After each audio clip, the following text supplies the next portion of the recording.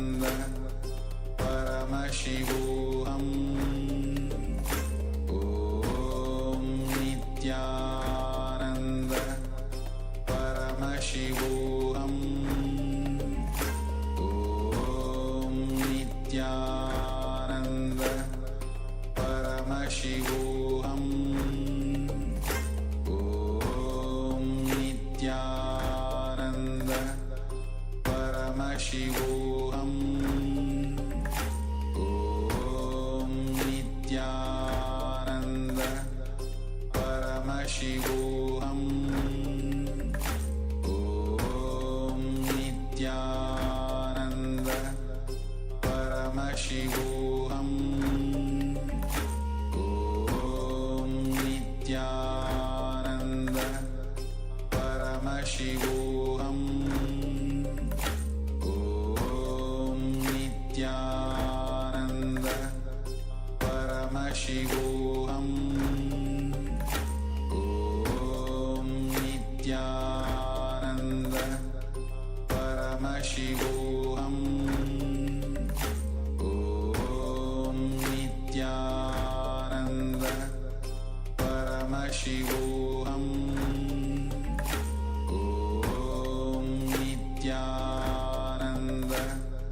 Paramashivoham Om Nityananda Paramashivoham Om Nityananda Paramashivoham Om Nityananda Paramashivoham Om Nityananda Paramashivoham Om Nityananda Paramashivoham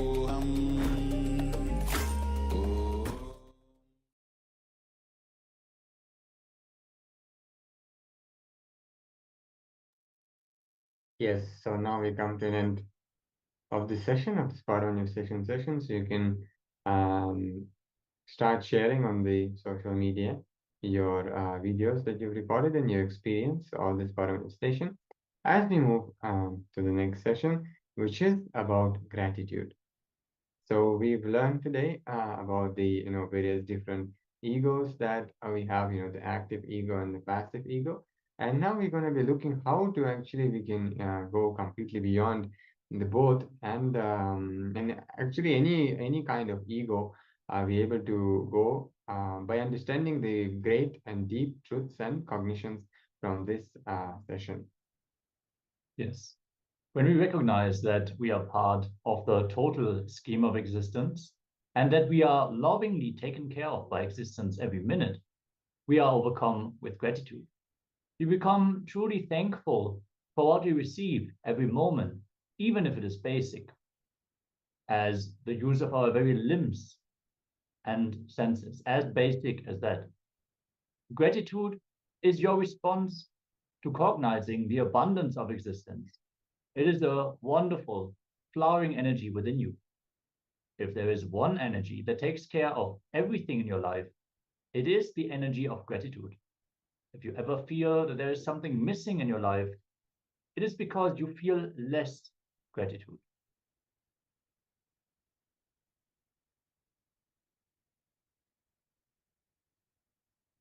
There are many, when we recognize that we are part of the total, yes. So there are many religions in the world today. Each of them emphasizes one particular approach, such as prayer or austerity, surrender, etc. But there is one thing that cuts across all these and connects you directly to the divine energy, to Paramashiva. That is gratitude. Gratitude is the greatest religion. When I tell this, when Swamiji tells this to people, they wonder, how can gratitude be a religion? Why should it be a religion? It can be a social habit, but not a religion, people usually think and ask Swamiji. Swamiji shares that gratitude should become the very breath of a person, not even merely a religion. Gratitude is a transforming energy. It transforms the happening in you and around you. It is an energy that harmonizes you with an energy of the universe and brings back tremendous prosperity to you. With gratitude, you will see that existence simply responds to you, as if it is a alive being. It is the channel to commune with existence. When gratitude happens, it works beautifully through the law of attraction and attracts great possibilities and prosperity to you. Now, let's see how is it possible. Yes, a small story. Akbar, a great king from ancient India, and Birbal, his advisor, were walking together on the street one day. They passed by a sandalwood dealer, and Akbar told Birbal, I don't know why, but I feel like hanging this man. 1 month passed, and the two of them walked past the same sandalwood dealer again. This time Akbar said, it's strange, but I feel like giving this man some endowment today. How is it possible? Birbal replied, O king, a month back, the sandalwood dealer's business was suffering. And when he saw you walking past, he thought to himself, if the king dies, the courtiers would come to buy a lot of sandalwood from me for his funeral pyre. As a tradition, they would burn the expensive woods. It is an auspicious offering, especially when like big persons like a king or royalty in general pass away. So he sent out these negative vibrations, which prompted you to feel hatred towards him. That is why last time you felt like hanging him without any real reason. I immediately purchased a lot of sandalwood from him to make tables and chairs for our kingdom. It made him very happy. Today, he feels very grateful to you for it. You are now struck by these positive vibrations from him, and therefore you feel like giving him some endowment. We can clearly relate to this. When we meet a person in our day-to-day life who is already irritated, who's already agitated, or having some negative feeling about us, immediately we will mirror that inner space of the person. We will feel it inside of us. If we are conscious, if we are aware, we will cognize that it is not coming from ourselves, and we might be able to unclutch from it and go beyond it. If we are unaware, if we are unconscious, we might jump on the train and start a fight. According to the law of attraction, like energy attracts like energy. How does this apply to gratitude? Understand this. When you feel gratitude towards everything, it means you feel fulfilled, you feel blissful. So when you radiate gratitude, your energy of fulfillment attracts fulfillment back. It attracts it back to you in the form of material gains, good relationships, good health, and so on. This is how it works.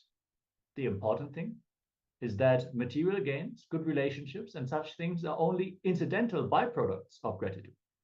The main thing is that gratitude makes you resonate with existence and transforms you into a beautiful human being. Psychologists have studied the effect of the feeling of gratitude on people. In their first study, two researchers, Dr. Michael McCullough of Southern Methodist University in Dallas, Texas, and Dr. Robert Emmons of the University of California at Davis, California, concluded that gratitude played a major role in a person's well-being. Their study divided a few hundred people into 3 groups and required them to maintain daily diaries.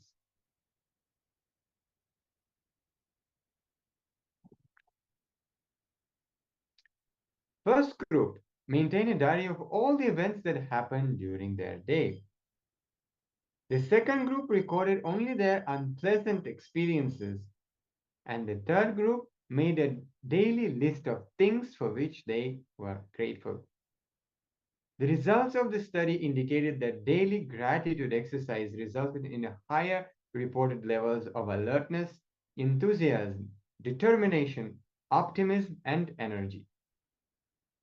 Additionally, the third group, which recorded gratefulness, experienced less depression and stress, had a greater inclination to help others, exercised more regularly, and made more progress towards their personal goals.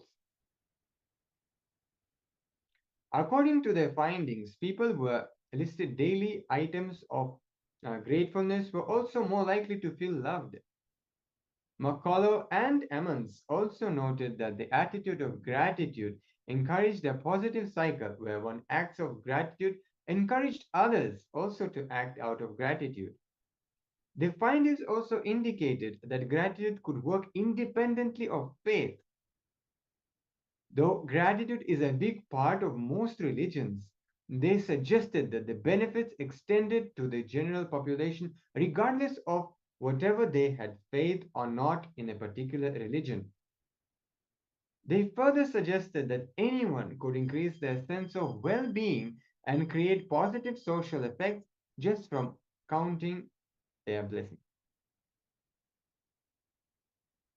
Yes, now that we learn the basic understandings of gratitude, we are going to enter into a short satsang segment with the Supreme Pontiff of Hinduism, where he's sharing about how to awaken divinity in us. He's going to elaborate on the seat of gratitude, the seat of the very Guru himself, the Sahasrara Chakra.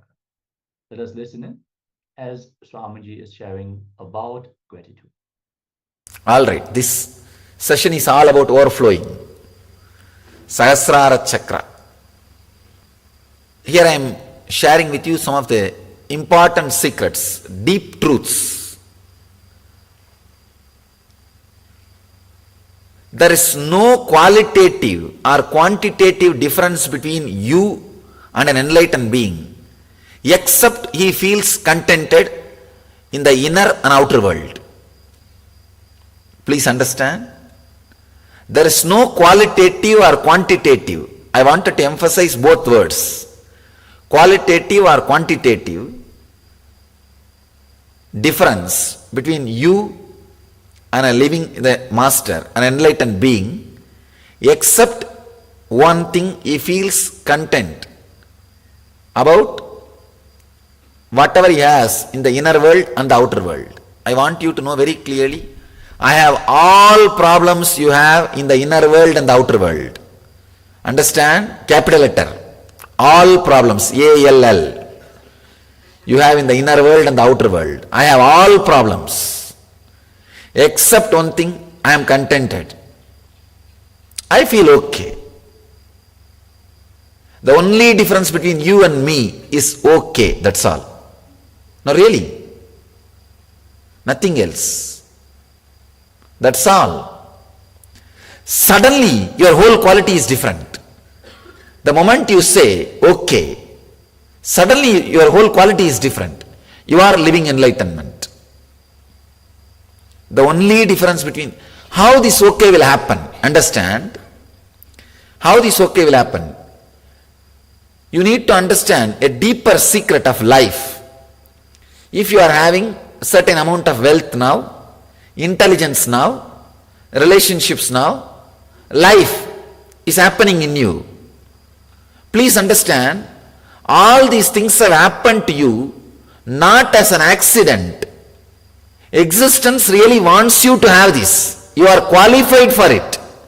Even if you die this moment, you will take birth again with all these facilities with you.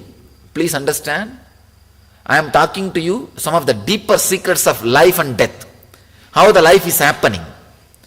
Life is a continuous expansion. If you have the amount of intelligence, for example, you are a doctor, you have this much of wealth, you have this decent life, you have all these basic facilities, some to car, to house and all those things. Do not think it happened to you as an accident. If you think it happened to you as an accident, you will be afraid to die. You will be afraid of life. You may be thinking any time it may be taken away from me, If I die, then I have to work again to get everything. Who knows? I'll have that kind of circumstance, that kind of situation, that kind of everything. Who knows? You have all kinds of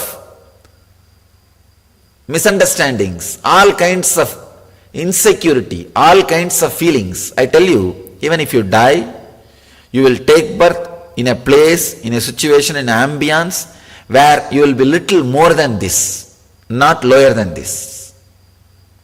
This is the way life happens.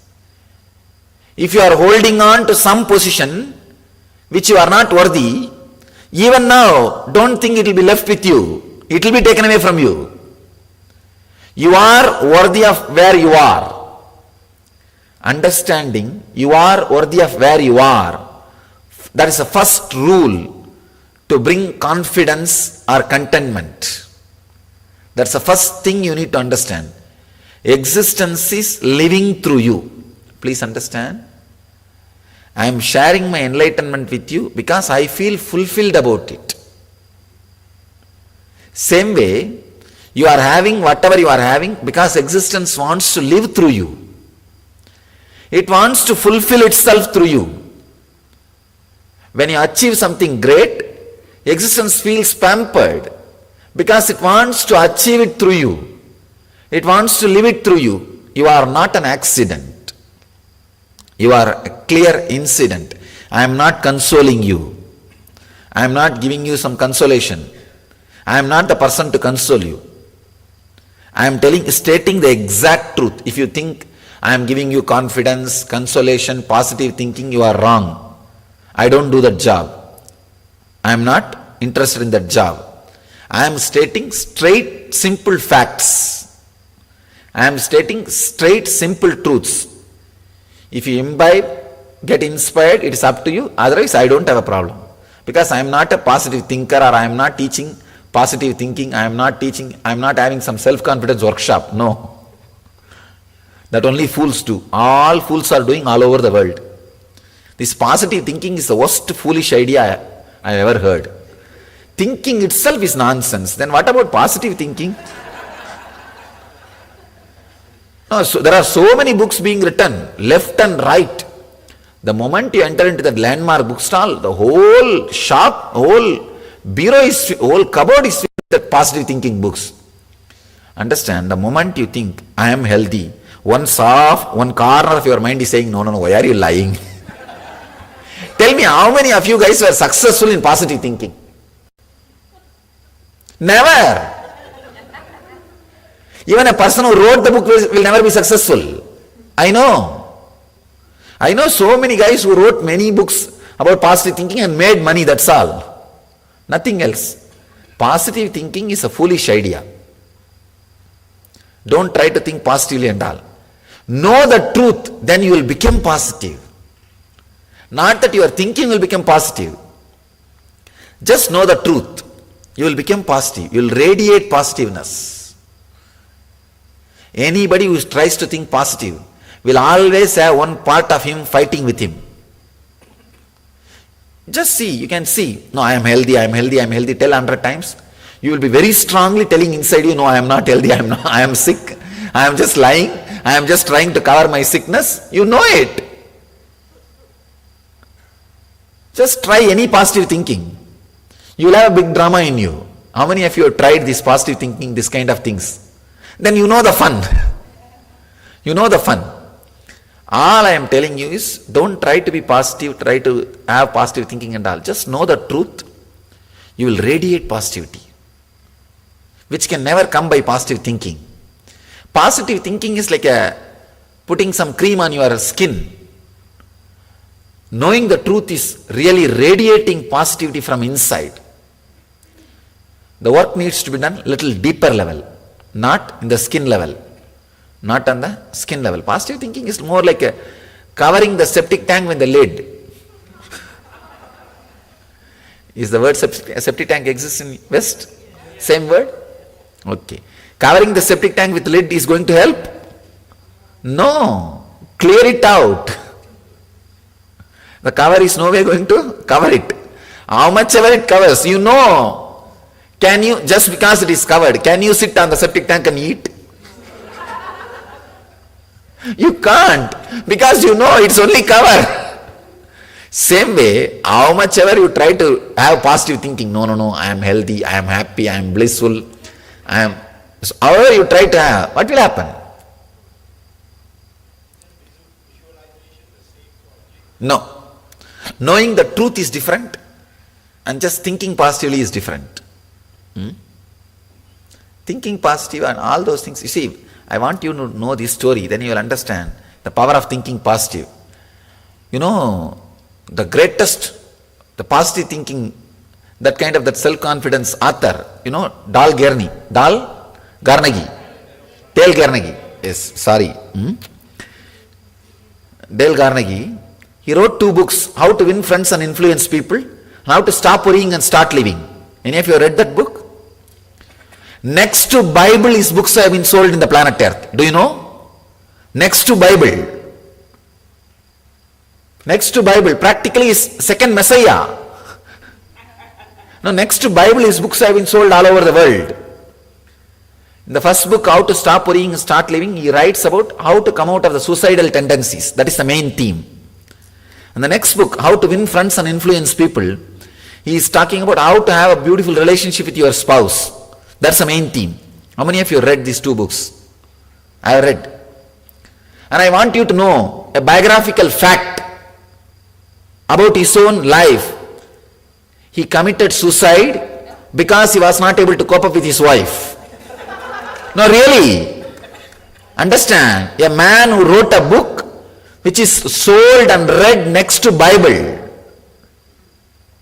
2 main themes of the book, he was not able to keep up. He wrote whatever he was not able to keep up. The night he will sit, whatever practical problems he faces and unable to solve, that same problem he will expand and expand and expand and will never give a solution, and that became a popular book. See, when you read a book, when you see that author also had the same suffering, you feel a kind of a sympathy towards him. And you continue to read and enjoy. That is what has happened.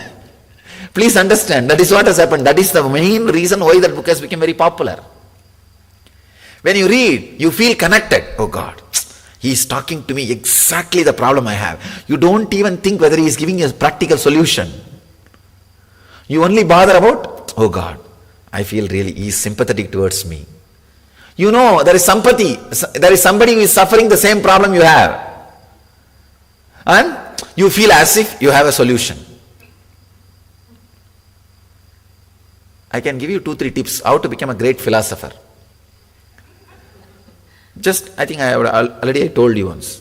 Write all the problems you have in a very orating way, with all beautiful words, and do not give solution. Because you yourself don't know. Or give the solution what you have. Whatever you have is not a solution.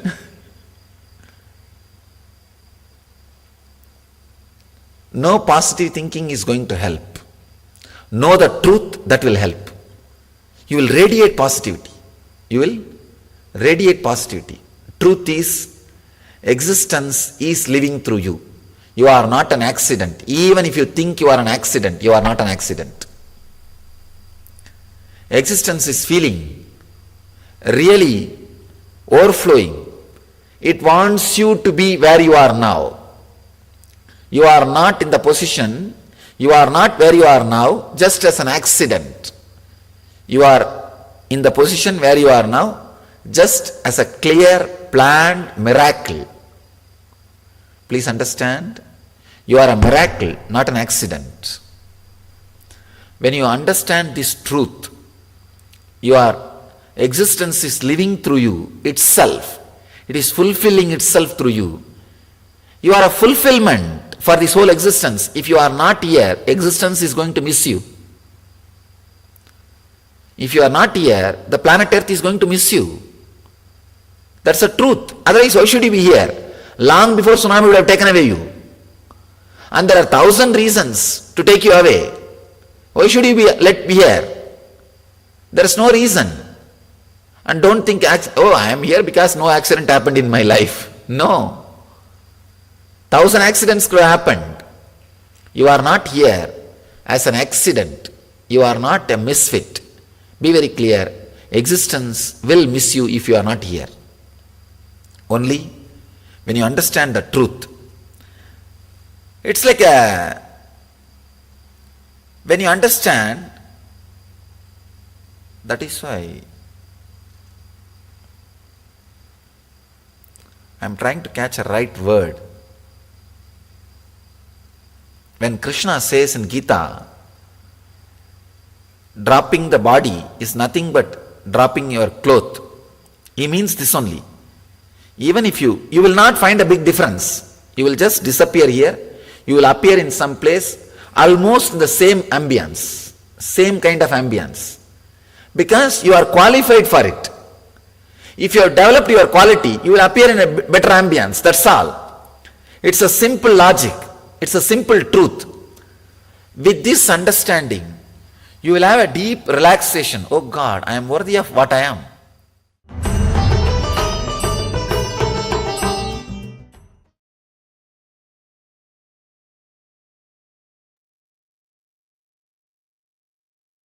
Yes. So now we have completed this Jnana session on gratitude and heard from Swamiji himself about the great truths about the gratitude.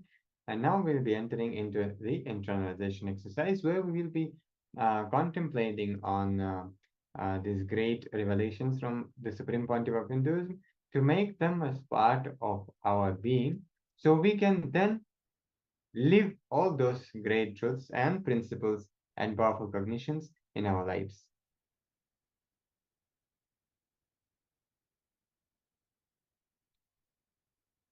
So we will be actually entering into the very powerful meditation on gratitude to open our Sahasrara chakra and come out of all possible patterns, including the most cunning and most sophisticated pattern of ego. Requesting all the participants to ensure that you have a quiet space for yourself for this meditation. You can quickly notify your roommates or family members. If there's noise outside, close your windows. Get comfortable in a seated position as we are going to receive this beautiful meditation and initiation from the Supreme Pontiff of Hinduism. Settle down as we are going to enter into the gratitude meditation now.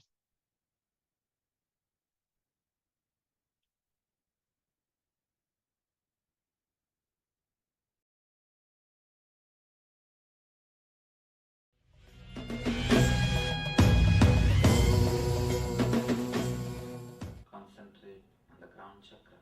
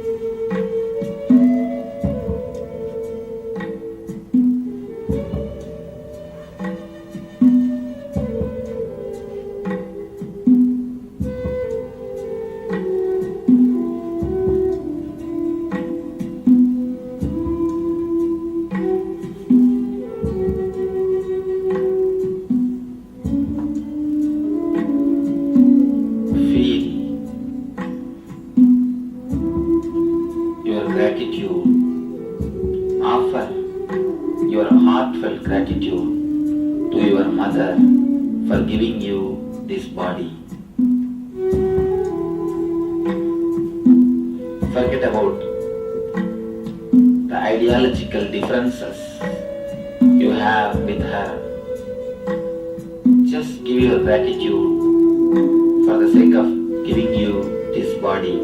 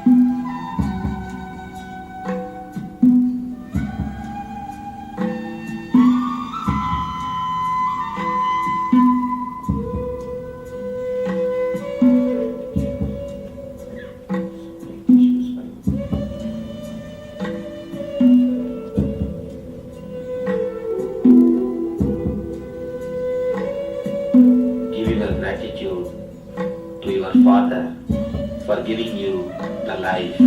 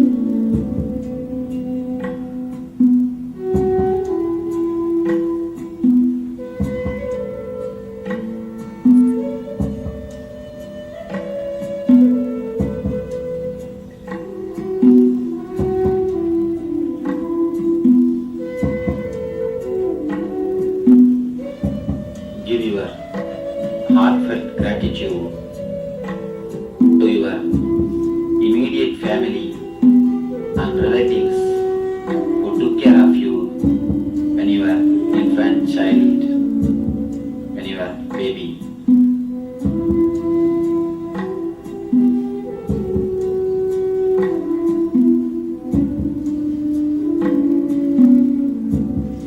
Give your gratitude to the doctors and nurses who received you when you came to this planet Earth.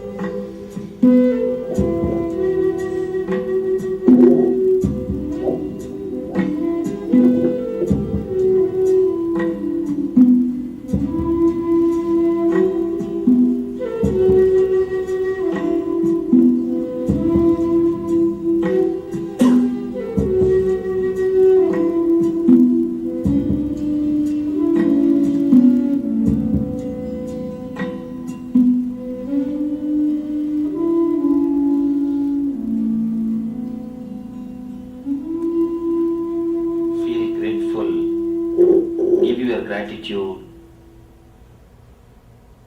to the teachers who gave you preliminary education.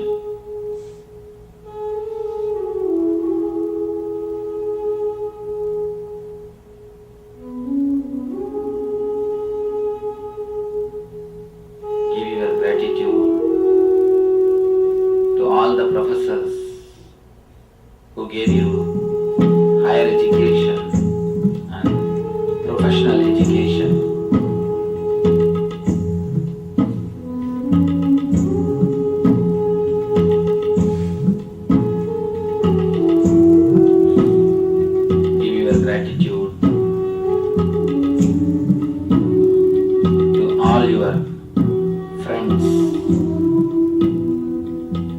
your young age more joyful and more blissful.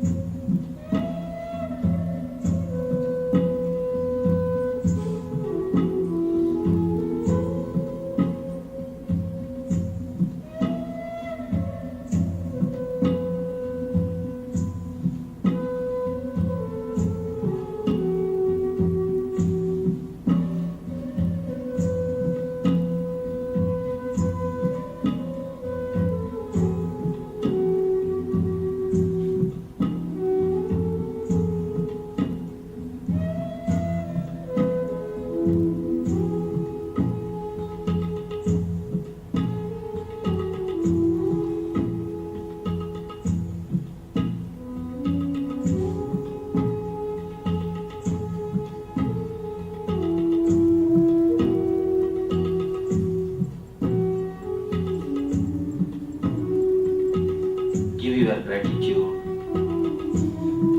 to all the doctors who helped you, who took care of you at the time of necessary, whenever it was necessary.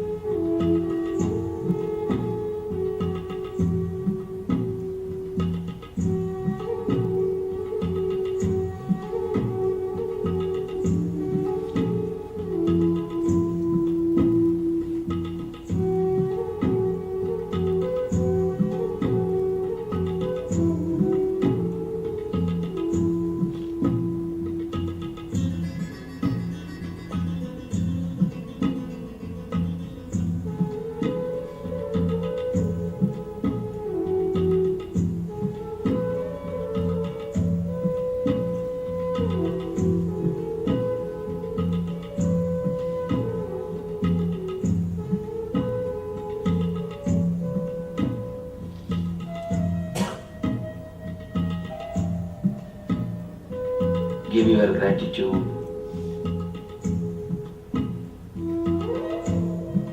to all your friends and relatives who gave you mental strength, right advice, through right counseling whenever it is necessary.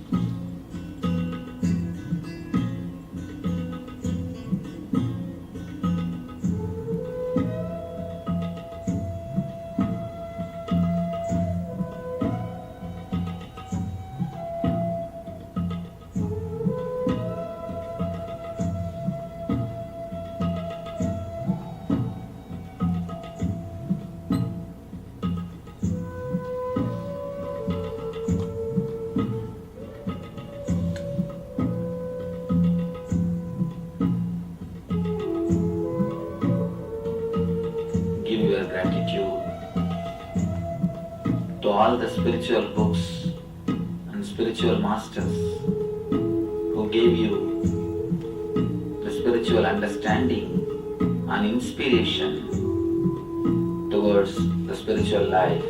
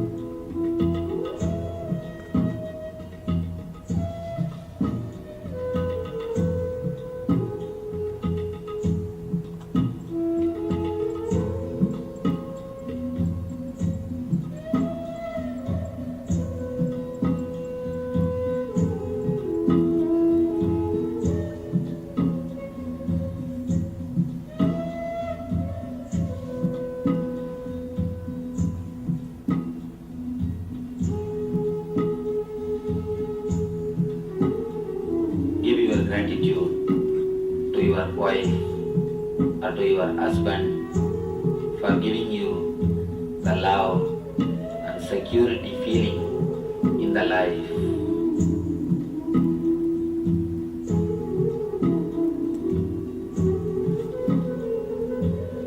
Give your gratitude to your children for choosing you as the host on this planet Earth.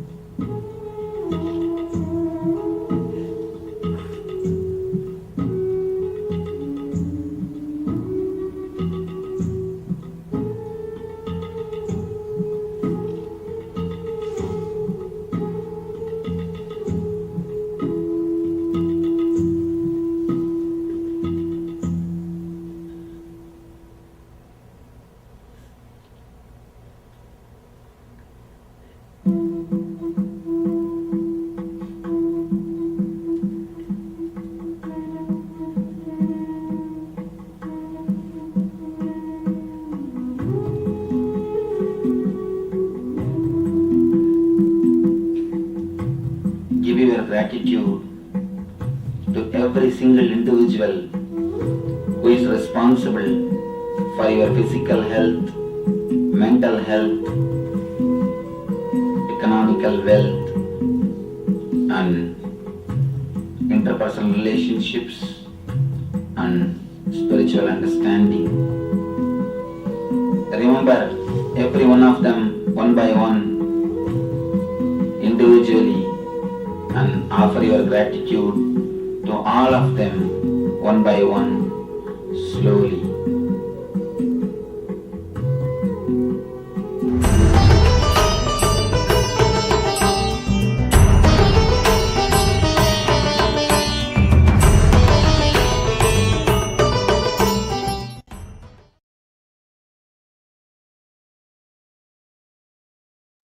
Yes. So now, slowly, very slowly, you can open your eyes.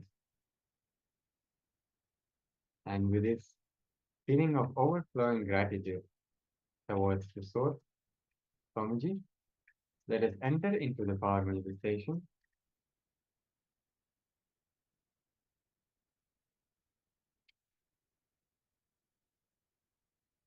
So we'll be continuing with the power of Ashtamaha Shakti.